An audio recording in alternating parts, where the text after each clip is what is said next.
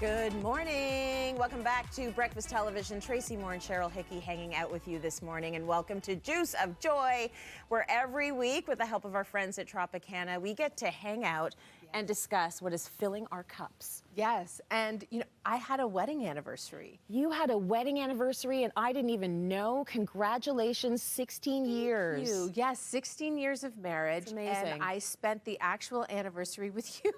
Oh, were we together?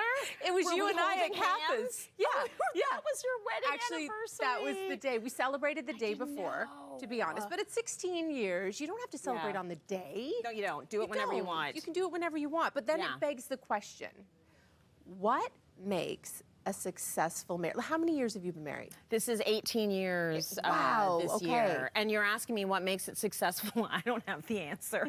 I'm always like, I'm not an expert on a few things. I'm definitely not a parenting expert, and I'm definitely not a wife expert, because I feel like so much of the advice we get when it comes to marriage, I kind of throw it out. Like, it goes in one ear and out the other. The whole, if you get into an argument, you should never go to bed angry at each other, whatever. Oh, I'm so happy to hear you go to say bed that. angry at each other. Yes. Let's give it a pause. I actually don't want to make any decisions until I've had a full meal and 8 hours of sleep. I saw you in the email last night say that you had to have a meal before you could discuss the argument.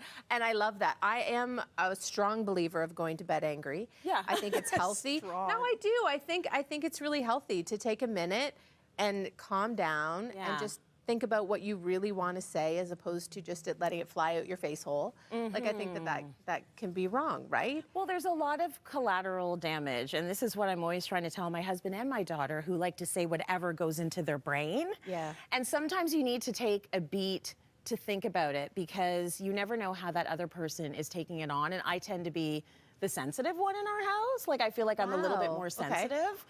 So let's talk about the marriage advice that does work. And for me, I think respect is a big thing, going both ways. And I also think spending time being your own person. Because when we come together, we have things to add to each other, but we're both leading our own lives. I love that. We don't share a brain. I love that. Right? I also love embracing change. I think if a partner says to you, you've changed, you should say, thank goodness. And I hope you're changing too.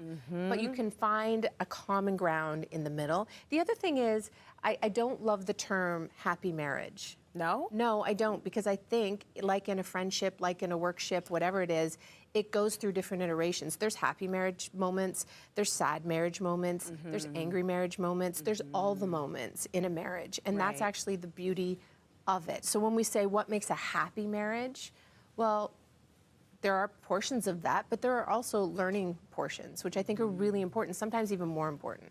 I agree, 100%. We're actually, we're all evolving. So marriage is really this contract or a promise you make to each other to stick it out while you both change. I'm not the same person I was 18 years ago, and nor is he. No. And then their kids have been added to the equation. Right. And it's like, you basically have to say, I think you might be a little wild right now, but I am sticking with it. Yeah. And he's had to say that about me many times. Yeah, I think on the 17th, Kevin said, you know, I think I'll renew for one more year. I'm going to renew. And I'm like, great, let's renew. Thanks, Kev. Let's do it. That's about sums it up. But congratulations to you. Thanks, here's to many more years. Yes. I think we got a wrap. Okay, that's no more juice of joy. The last thing I will say right before we wrap, though, is that I really do think that in this current climate, you don't have to be in a relationship or have a partner to have a good life. But I do feel that a lot of people don't talk about the good parts of marriage. Yeah. Having someone to lean on financially, having someone to lean on, like, you come home, you can go through your stream of consciousness with them. They can help break down life with you. Yeah. These are all, like, you're at a wild advantage if you have someone to be able to lean on like that. It's a soft place to land, and you're right, it is an advantage. Oh, look at that picture. Look at you. 18 years ago. That's beautiful. It was a good day. There were a lot of drinks. All right, we're going to go to break. We got more BT coming up after the break.